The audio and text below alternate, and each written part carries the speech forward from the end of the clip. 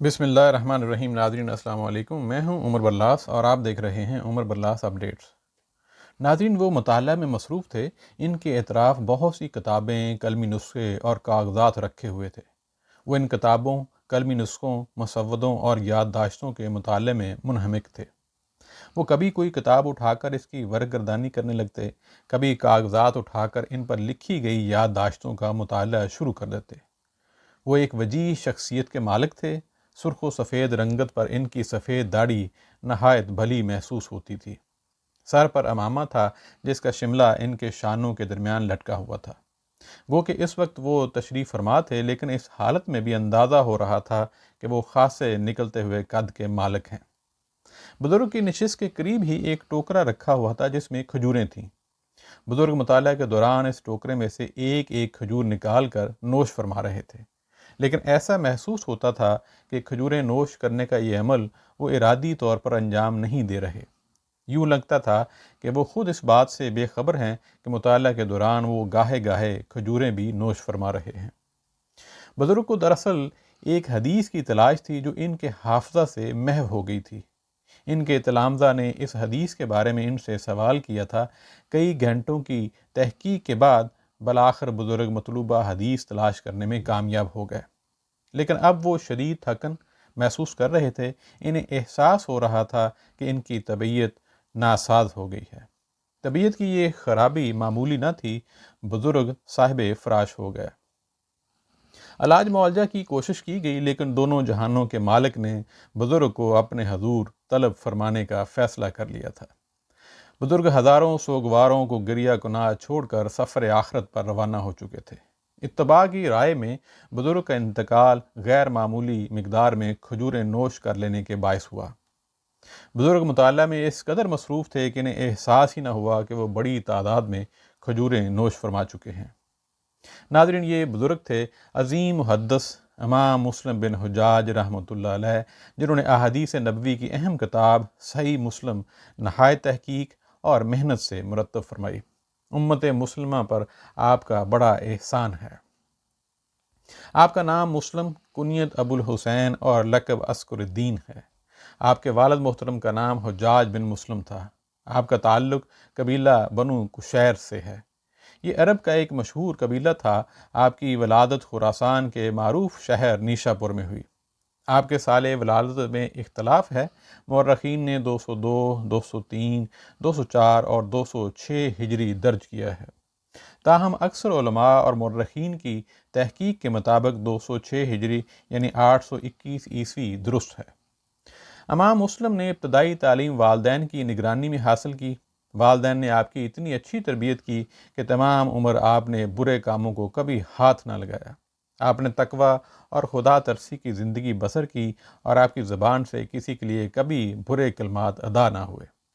اللہ تبارک و تعالیٰ نے امام مسلم رحمۃ اللہ علیہ کو غیر معمولی ذہانت، سوجھ بوجھ اور عمدہ حافظہ عطا فرمایا تھا، جس کے باعث آپ نے کم عمری ہی میں مروجہ علوم و فنون کی تربیت حاصل کر لی۔ اس کے بعد آپ نے 18 برس کی عمر میں علم حدیث نبوی کی تحصیل کا آغاز کیا۔ ناظرین، اس زمانے میں علم حدیث حاصل کرنے کی جانب بہت زیادہ توجہ دی جا رہی تھی۔ نیشا پور کو علمی سرگرمیوں کا مرکز ہونے کے باعث نمایاں حیثیت حاصل تھی، اور اس دور میں بغداد کے بعد نیشا پور ہی کا نام لیا جاتا تھا۔ نیشا پور میں حدیث کے دو بڑے ائمہ حضرت محمد بن یحییٰ ذاہلی نیشا پوری رحمۃ اللہ علیہ اور حضرت یحییٰ بن یحییٰ نیشا پوری رحمۃ اللہ علیہ موجود تھے۔ ان کے تلامذہ میں امام بخاری رحمۃ اللہ علیہ جیسے عظیم محدث بھی شامل تھے۔ خراسان میں حضرت اسحاق بن راہویہ بھی علم کو عام فرما رہے تھے۔ امام مسلم رحمۃ اللہ علیہ نے علم میں حدیث کے حصول کی خاطر طویل سفر کیے۔ اس دور میں جبکہ ذرائع آمد و رفت محدود تھے اور سفر دشوار گزار، امام مسلم رحمۃ اللہ علیہ رے، عراق، حجاز، یمن اور شام تشریف لے گئے، اور آپ نے وہاں محدثین کرام کو تلاش کر کے ان سے علم حدیث کی تحصیل فرمائی۔ امام مسلم رحمۃ اللہ علیہ نے رے میں محمد بن مہران حمال رحمۃ اللہ علیہ اور ابو غسان رحمۃ اللہ علیہ، عراق میں امام احمد بن حنبل رحمۃ اللہ علیہ اور ابو عبداللہ بن مسلمہ رحمۃ اللہ علیہ، حجاز میں سعید بن منصور رحمۃ اللہ علیہ اور ابو مصعب رحمۃ اللہ علیہ۔ مصر میں عمر بن اسود رحمۃ اللہ علیہ اور حرملہ بن یحییٰ رحمۃ اللہ علیہ سے احادیث کا علم حاصل فرمایا۔ بغداد کا سفر متعدد بار کیا، وہاں یحییٰ بن سعد رحمۃ اللہ علیہ اور محمد بن مخلد رحمۃ اللہ علیہ سے استفادہ فرمایا۔ احمد بن سلمہ رحمۃ اللہ علیہ کے ساتھ آپ بصرہ اور بلخ بھی تشریف لے گئے۔ آپ کے دیگر اساتذہ میں اسماعیل بن ابی اویس رحمۃ اللہ علیہ، اون بن سلام رحمۃ اللہ علیہ، داؤد رحمۃ اللہ علیہ بن عمر الزابی رحمۃ اللہ علیہ، شیبان بن فروغ رحمۃ اللہ علیہ اور امام بخاری رحمۃ اللہ علیہ شامل ہیں۔ امام مسلم کے علم سے استفادہ کرنے والے تلامذہ کی تعداد بہت زیادہ ہے۔ ان میں حدیث نبوی کی 6 مستند ترین کتابوں صحاح ستہ میں سے ایک کے مرتب امام ترمذی رحمۃ اللہ علیہ بھی شامل ہیں۔ آپ کے دیگر تلامذہ میں سے چند کے اسماء گرامی یہ ہیں: ابو الفضل احمد بن سلمہ، ابراہیم بن ابی طالب، ابو عمر خناف، حسین بن محمد کبائی، حافظ صالح محمد، ابن خزیمہ، ابن سعد، ابو محمد بن ابی راضی، ابراہیم بن محمد بن سفیان، ابو عوانہ اور ابو حامد آمشی رحمۃ اللہ علیہ۔ امام مسلم رحمۃ اللہ علیہ کی علمی برتری اور ان کی غیر معمولی صلاحیتوں کا اعتراف ان کے ہم عصر ائمہ کرام نے کیا ہے۔ اسحاق بن راہویہ رحمۃ اللہ علیہ جیسے عظیم محدث نے امام مسلم رحمۃ اللہ علیہ کے بارے میں نہایت تعجب سے فرمایا تھا: اللہ جانے یہ شخص کس پائے کا ہوگا۔ حضرت اسحاق بن منصور رحمۃ اللہ علیہ کی مجلس درس میں ایک بار امام مسلم بھی موجود تھے۔ حضرت اسحاق احادیث نبوی لکھوا رہے تھے اور امام مسلم رحمۃ اللہ علیہ ان احادیث میں سے انتخاب فرما رہے تھے۔ مجلس میں موجود ایک اور بزرگ ابو عمر رحمۃ اللہ علیہ فرماتے ہیں کہ اچانک حضرت اسحاق بن منصور نے نگاہیں اوپر اٹھائیں اور امام مسلم سے مخاطب ہو کر فرمایا: اللہ تبارک و تعالیٰ جب تک آپ کو مسلمانوں کے درمیان رکھے گا، انشاءاللہ ہم خیر سے محروم نہ ہوں گے۔ ناظرین، امام مسلم رحمۃ اللہ علیہ کے ایک اور استاد حضرت محمد بن عبد الوہاب رحمۃ اللہ علیہ نے فرمایا: مسلم علم کا خزانہ ہے، میں نے ان میں خیر کے سوا کچھ نہیں پایا۔ حضرت ابو بکر جاوردی رحمۃ اللہ علیہ فرماتے ہیں: مسلم علم کے محافظ تھے۔ مسلمہ بن قاسم رحمۃ اللہ علیہ کے الفاظ ہیں: وہ جلیل القدر امام تھے۔ اس زمانے کے مشہور علماء کرام ابو زرع رحمۃ اللہ علیہ اور ابو حاتم رحمۃ اللہ علیہ امام مسلم رحمۃ اللہ علیہ کو اپنے زمانے کے تمام علماء پر ترجیح دیتے تھے۔ امام مسلم رحمۃ اللہ علیہ کے اساتذہ بھی ان کی علمی برتری، اعلیٰ صلاحیتوں اور بے پناہ قوت حافظہ کے معترف تھے۔ یہی وجہ ہے کہ آپ کے ہم عصر ائمہ حدیث نے بھی آپ سے احادیث روایت کی ہیں۔ ان میں ابو حاتم رازی، موسیٰ بن ہارون، احمد بن سلمہ، امام ترمذی، یحییٰ بن سعد اور ابو عوانہ رحمۃ اللہ علیہ شامل ہیں۔ احمد بن سلمہ رحمۃ اللہ علیہ تو آپ کے اس قدر گرویدہ تھے کہ وہ احادیث کے مجموعے صحیح مسلم کی تیاری میں کے عمل میں 15 برس تک آپ کے ساتھ رہے، اور جہاں جہاں امام صاحب تشریف لے گئے، احمد بن سلمہ رحمۃ اللہ علیہ بھی ان کے ساتھ تھے۔ امام مسلم رحمۃ اللہ علیہ نہایت مخلص، راست گو، حق پسند اور بے باک فقیہ تھے۔ احادیث نبوی کی روایات کے انتخاب میں انہوں نے غیر معمولی احتیاط سے کام لیا۔ وہ ہمیشہ حق بات کہنا پسند فرماتے تھے اور اس سلسلے میں کسی بڑے سے بڑے نقصان کی بھی پرواہ نہ کرتے۔ اس کی مثال یہ ہے کہ امام مسلم رحمۃ اللہ علیہ نیشا پور کے قابل استاد امام زاہلی رحمۃ اللہ علیہ کی مجلس درس میں شریک ہوا کرتے تھے اور آپ کے علم سے استفادہ فرماتے تھے۔ کچھ عرصے بعد امام بخاری رحمۃ اللہ علیہ بھی نیشا پور تشریف لائے۔ امام مسلم امام بخاری کے حلقہ درس میں بھی شریک ہونے لگے۔ امام زاہلی رحمۃ اللہ علیہ کا امام بخاری رحمۃ اللہ علیہ سے ایک مسئلے پر علمی نوعیت کا شدید اختلاف پیدا ہو گیا تھا، لیکن امام مسلم اس مسئلے میں امام بخاری کے حامی تھے۔ ایک دن امام زاہلی نے اپنی مجلس درس میں اعلان کر دیا کہ مذکورہ مسئلے پر جو فرد ان کی رائے سے متفق نہیں ہے وہ ان کی مجلس میں نہ آئے۔ یہ سننا تھا کہ امام مسلم رحمۃ اللہ علیہ مجلس سے اٹھے اور گھر چلے گئے۔ آپ نے امام زاہلی رحمۃ اللہ علیہ سے جو کچھ علمی استفادہ فرمایا تھا وہ ہزاروں کاغذات پر موجود تھا۔ آپ نے یہ تمام کاغذات جمع کیے اور اونٹوں پر لدوا کر امام زاہلی رحمۃ اللہ علیہ کی خدمت میں بھجوا دیے۔ اس واقعے سے جہاں امام مسلم رحمۃ اللہ علیہ کی حق گوئی اور بے باکی کا اظہار ہوتا ہے، وہیں آپ کی دیانت اور خودداری پر بھی روشنی پڑتی ہے۔ امام مسلم رحمۃ اللہ علیہ کی راست گوئی اور بے باکی کا اندازہ اس بات سے بھی لگایا جا سکتا ہے کہ جن امام بخاری کی حمایت میں آپ نے اپنے استاد مکرم امام زحلی کی ناراضگی مول لی، انہی امام بخاری سے کسی علمی مسئلے پر اختلاف کیا تو پوری قوت کے ساتھ کیا۔ آپ کسی معاملے میں اپنی تحقیق کے مطابق کوئی رائے اختیار فرما لیتے تھے تو بڑے سے بڑے عالم کے سامنے اس رائے کے اظہار میں کوئی جھجک محسوس نہ فرماتے تھے۔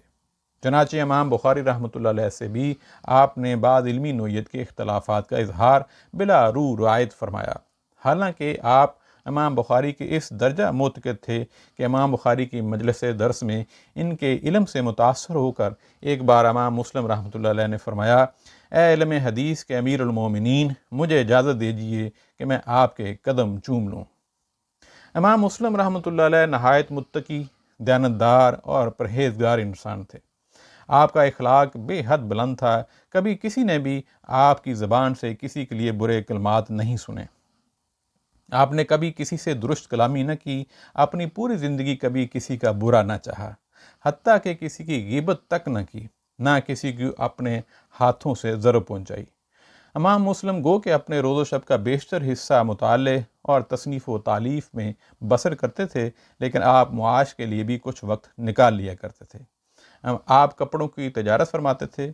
امام مسلم رحمۃ اللہ علیہ نے 20 سے زائد کتابیں تصنیف و تالیف فرمائیں، لیکن ان میں سب سے زیادہ شہرت اور عالمگیر مقبولیت آپ کے مرتب کردہ مجموعہ احادیث نبوی صحیح مسلم کو حاصل ہوئی۔ احادیث نبوی کی جو 6 کتابیں درست ترین تسلیم کی جاتی ہیں، انہیں صحاح ستہ کہتے ہیں۔ پہلے درجہ پر حضرت امام بخاری رحمۃ اللہ علیہ کی کتاب صحیح بخاری ہے۔ صحیح بخاری اور صحیح مسلم دونوں کا جب ایک جگہ ذکر آ جائے تو انہیں صحیحین کہا جاتا ہے۔ محدثین کی اصطلاح میں احادیث نبوی کے اس مجموعے کو صحیح کہا جاتا ہے جس میں بیان کردہ تمام احادیث کے راویوں کا سلسلہ آخر تک متصل ہو۔ یہ تمام راوی یعنی عادل ہوں، اس مجموعے میں کوئی عیب یا کمزوری نہ ہو۔ بعض علماء کرام اور مورخین نے صحیح مسلم کا اصل نام الجامع الصحیح بیان کیا ہے۔ جامع حدیث کی اس کتاب کو کہتے ہیں جس میں تفسیر سے متعلق احادیث بھی شامل ہوں۔ اس پر دیگر اہل علم نے توجہ دلائی ہے کہ صحیح مسلم میں تفسیری احادیث کم ہیں۔ اس کا جواب یہ دیا گیا ہے کہ امام مسلم رحمۃ اللہ علیہ نے تفسیر سے متعلق اکثر روایات کو کتاب کے مختلف حصوں میں بیان فرمایا ہے، اس لیے کتاب التفسیر میں انہیں دوبارہ درج نہیں فرمایا۔ امام مسلم کی کتاب صحیح مسلم اسناد اور حسن ترتیب دونوں لحاظ سے بہت اعلیٰ حیثیت کی حامل ہے۔ اگرچہ امام بخاری کی کتاب صحیح بخاری سند کے اعتبار سے سب سے بہتر قرار دی گئی ہے، تاہم چونکہ امام بخاری نے فقہی احکام کو پیش نظر رکھتے ہوئے احادیث کو ترتیب دیا ہے، اس لیے انہوں نے ایک ہی حدیث کو متعدد طریقوں سے مختلف ابواب میں درج فرمایا ہے۔ اس کے برخلاف امام مسلم رحمۃ اللہ علیہ نے ہر حدیث کو ایک خاص باب میں درج فرمایا ہے۔ اس بنا پر صحیح مسلم سے استفادہ کرنا سہل ہے۔ بہرحال یہ بات تسلیم شدہ ہے کہ امام بخاری نے جس وقت احادیث نبوی کی ترتیب کا کام شروع فرمایا تھا، اس وقت ان کے سامنے کوئی مثال موجود نہ تھی۔ انہوں نے 6 لاکھ احادیث میں سے ایک ایک کے بارے تحقیق کر کے 7275 احادیث منتخب فرمائیں اور صحیح احادیث کو محفوظ کر دیا، جبکہ امام مسلم رحمۃ اللہ علیہ کے سامنے امام بخاری رحمۃ اللہ علیہ کا کام موجود تھا۔ اس طرح ان کے لیے آسانی پیدا ہوئی کہ وہ احادیث نبوی کے مجموعے کو خامیوں سے بچانے اور اس کی ترتیب میں مزید خوبیاں پیدا کرنے کا اہتمام کر سکیں۔ امام مسلم رحمۃ اللہ علیہ نے 15 برس تک شدید محنت اور عرق ریزی کے نتیجے میں رمضان 257 ہجری یعنی جولائی 871 عیسوی میں صحیح مسلم کی ترتیب کا کام مکمل کیا۔ اس غرض سے آپ نے 3 لاکھ احادیث کے بارے میں تحقیق فرمائی اور احادیث کے حصول کے لیے دور دور کے شہروں میں تشریف لے گئے۔ 3 لاکھ احادیث کا مجموعہ ترتیب دے چکے تو آپ اس سے اس وقت کے جید امام اور محدث حافظ ابو زرع رحمۃ اللہ علیہ کی خدمت میں لے گئے۔ حافظ ابو زرع رحمۃ اللہ علیہ نے ان تمام احادیث کو ملاحظہ فرمایا اور جن جن روایات کی صحت پر انہوں نے اعتراض فرمایا، امام مسلم رحمۃ اللہ علیہ نے بلا تعمل ان روایات کو اپنے مجموعے سے الگ کر دیا۔ امام مسلم رحمۃ اللہ علیہ کی یہ کتاب صحیح مسلم تقریباً 12,000 احادیث پر مشتمل ہے، تاہم اس میں تقریباً 8,000 احادیث مکرر بیان کی گئی ہیں، چنانچہ 4,000 احادیث غیر مکرر ہیں۔ امام مسلم رحمۃ اللہ علیہ نے صحیح مسلم کی تیاری میں غیر معمولی احتیاط سے کام لیا ہے۔ انہوں نے خود براہ راست شیوخ سے احادیث سماعت فرمائی تھیں۔ آپ خود فرماتے ہیں کہ میں نے اپنے کانوں سے سنی ہوئی 3 لاکھ احادیث میں سے یہ مجموعہ منتخب کیا ہے۔ پھر آپ نے یہ اہتمام بھی فرمایا کہ صرف ان احادیث کو مجموعے میں شامل فرمایا جن کی صحت پر شیوخ وقت متفق تھے۔ آپ خود فرماتے ہیں میں نے ہر اس حدیث کو صحیح مسلم میں درج نہیں کیا جو میرے نزدیک صحیح تھی، بلکہ صرف ان احادیث کا انتخاب کیا جن کی صحت پر شیوخ وقت کا اتفاق تھا۔ واضح رہے کہ شیوخ وقت سے مراد اس وقت کے مشہور شیوخ کرام ہیں، چنانچہ علامہ بلکینی رحمۃ اللہ علیہ کے مطابق امام مسلم رحمۃ اللہ علیہ نے جن شیوخ وقت کے متفق ہونے کا ذکر فرمایا ہے، ان میں امام احمد بن حنبل رحمۃ اللہ علیہ، یحییٰ بن معین رحمۃ اللہ علیہ، عثمان بن ابی شیبہ رحمۃ اللہ علیہ اور سعید بن منصور خراسانی رحمۃ اللہ علیہ شامل ہیں۔ صحیح مسلم مرتب کرتے ہوئے امام مسلم رحمۃ اللہ علیہ نے چند باتوں کا خاص خیال رکھا ہے۔ انہوں نے صرف سکہ اور قابل اعتماد راویوں کی بیان کردہ روایات ہی منتخب کی ہیں۔ امام صاحب نے احادیث کی سند درج کرتے ہوئے راویوں کے ناموں لقب کا پورا خیال رکھا ہے۔ ایک ہی نام کے 2 افراد بھی ہو سکتے ہیں۔ امام صاحب ایسے تمام مقامات پر راوی کے نام کے ساتھ اس کے والد کا نام بھی تحریر کر دیتے ہیں تاکہ کوئی اشتباہ پیدا نہ ہو۔ امام صاحب نے روایت کے انتخاب میں حدثنا اور اخبرنا کے فرق تک کو بھی پیش نظر رکھا ہے۔ محدثین کی اصطلاح میں حدثنا کا لفظ ان احادیث کے شروع میں استعمال کیا جاتا ہے جنہیں اساتذہ نے درس میں خود پڑھا اور اس سلسلے میں گفتگو فرمائی۔ اخبرنا کا لفظ ان احادیث کے شروع میں آتا ہے جنہیں شاگرد نے پڑھا اور استاد نے ان پر گفتگو فرمائی۔ یہ بہت ہی باریک سا فرق ہے اور بظاہر اس سے حدیث کی حیثیت یا اس کے مفہوم پر کوئی اثر نہیں پڑتا، اور امام بخاری رحمۃ اللہ علیہ، امام زہری رحمۃ اللہ علیہ اور امام یحییٰ بن سعید رحمۃ اللہ علیہ کے نزدیک اخبرنا کی بجائے حدثنا اور حدثنا کی بجائے اخبرنا کہہ دینے سے کوئی فرق نہیں پڑتا، لیکن امام مسلم رحمۃ اللہ علیہ اس بات سے اختلاف کرتے ہیں۔ ان کے نزدیک اگر شاگرد نے حدیث کو استاد سے سنا ہے تو وہ حدثنا ہی کہہ سکتا ہے، اخبرنا نہیں۔ امام شافعی رحمۃ اللہ علیہ، امام اوزاعی رحمۃ اللہ علیہ اور امام نسائی رحمۃ اللہ علیہ کی بھی یہی رائے ہے۔ بعض علماء کرام نے صحیح مسلم کی مستخرجات بھی مرتب کیں۔ حدیث کی اصطلاح میں مستخرج حدیث کی اس کتاب کو کہتے ہیں جس میں کسی کتاب کی احادیث کو دیگر سندوں کے ساتھ اس کے مؤلف کی شرائط پر جمع کیا جائے۔ چنانچہ حافظ ابو بکر محمد بن محمد نیشا پوری نے المسند الصحیح علی مسلم کے عنوان سے مستخرج تالیف فرمائی۔ ان کے علاوہ بھی کئی ائمہ کرام نے صحیح مسلم کی تخریج میں کتابیں مرتب کی ہیں۔ صحیح مسلم کا خلاصہ کر کے اس کی مختصرات بھی شائع کی گئی ہیں اور بعض علماء کرام نے ان کی بھی شرحیں لکھی ہیں۔ مثلا ابو الفضل محمد بن عبداللہ المریسی رحمۃ اللہ علیہ نے مختصر صحیح مسلم تصنیف کی ہے۔ امام مسلم رحمۃ اللہ علیہ کی یہ تمام کتابیں پوری تحقیق اور ان کی شب و روز کی محنت کا حاصل ہے۔ آپ خود فرماتے ہیں میں نے اپنی کتابوں میں جو کچھ شامل کیا ہے وہ کسی دلیل اور حجت کے بغیر شامل نہیں کیا، اور جو کچھ ترک کیا ہے اسے کسی دلیل اور حجت کے بغیر ترک نہیں کیا۔ امام مسلم رحمۃ اللہ علیہ نے تقریباً 55 برس کی عمر میں اس دنیا کو خیر باد کہا۔ آپ کا انتقال 24 رجب 261 ہجری یعنی 4 مئی 875 عیسوی کو ہوا۔ آپ کو نیشا پور کے مضافات میں نصر آباد کے مقام پر سپرد خاک کیا گیا۔ انا للہ و انا الیہ راجعون۔ ناظرین آج اتنا ہی، انشاءاللہ پھر کسی اور دن کسی اور شخصیت کے ساتھ حاضر ہوں گے۔ اپنا خیال رکھیے گا۔ السلام علیکم۔